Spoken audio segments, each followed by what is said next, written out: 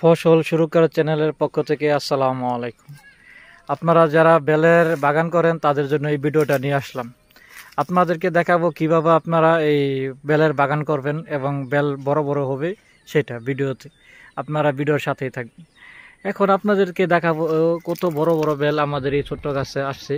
এই গাছের বয়স আসলে বেশি দিন না, এই গাছের বয়স মাত্র 2 বছর। এই 2 বছরের ভিতরে এই গাছে অনেক বড় বেল আসছে।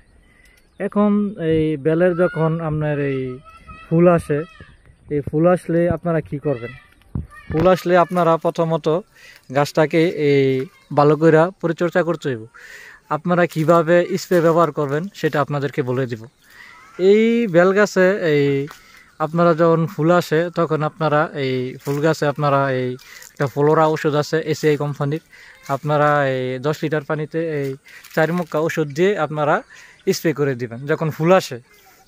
যখন এই ফুল আসা শেষ হয় তখন যখন নাকি গুটি আসে তখন এটা পোকের জন্য আরেকটা ওষুধ আছে, সেই ওষুধটা হলো আপনারা এলবা ওষুধটা আপনারা এই গুটি আসার সাথে সাথে এলবা ওষুধটা আপনারা প্রয়োগ করে দিবেন।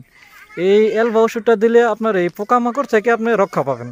যখন আপনার পুরা গাছে বেল থাকবে তখন এই এলবা দিলে এইটা পোকামাকড় খুব ভালো একটা কাজ করে।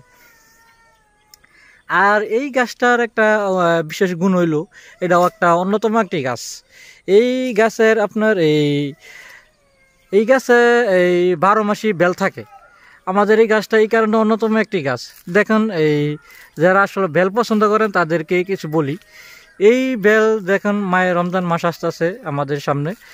এই মায়ের রমজান মাসে যখন সারা দিন আমরা রোজা থাইকা সন্ধ্যার সময় ইফতারি করতে থাকবো তখন নাকি একটি গ্লাস শরবত যদি থাকে তাহলে কত উপকার হয় আমাদের। দেখেন এই উপকারিতা হলো একটা ফলের মধ্যে যে কোনো আল্লাহ তাআলা একটা এই বিশেষ একটা উপকারিতা রাখছে। এই বেল আমরা যখন নাকি ইফতারি টাইমে খাবো তখন আমাদের কাছে আসলে পানটা জুড়ায় যাবে। এই বেল আমরা এই সবাই খাওয়ার চেষ্টা করব। এই বেল আসলে আরও একটা উপকারিতা আছে। এই বেলের আপনার যখন শরবত বানাই খাবেন, এই বেল আপনার এই শরবত বানাই খাইলে যখন আপনারা দেখবেন যাদের আসলে অনেক কিছু রোগ আছে, ধরেন অনেকের এই বাথরুম ঠিকঠাক মতো হয় না কিংবা খিচা কষা থাকে, তখন তারা এই বেলগুলা এই বাজার থেকে সংগ্রহ করে আপনারা খাবেন। সংগ্রহ করে শরবত বানায় যখন খাবেন তখন দেখবেন ইনশাল্লাহ আপনাদের এই খিচা কষা এবং তাদের এই বাথরুম ঠিকঠাক মতো হয় না, আসলে তাদের খুব উপকারিতা লাগতে পারে। আরও বিশেষ উপকারিতা আছে এই বেলের।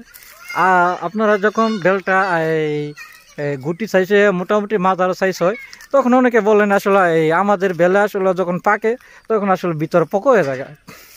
তখন এই আরেকটা ওষুধ আছে, আপনারা সেই ওষুধগুলো ব্যবহার করবেন।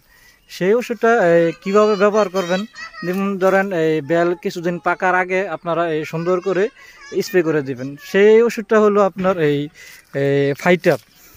আপনারা যখন ফাইটারটা ব্যবহার করবেন এটা আসলে কিছু ছিদ্র পোকার কাজ করে। এই ফাইটারটা এই ছিদ্র পোকা যখন আপনার এই বেল গাছে লেগে যাবে তখন আসলে এই বেলগুলা দেখবেন এই টেরা হয়ে যাচ্ছে।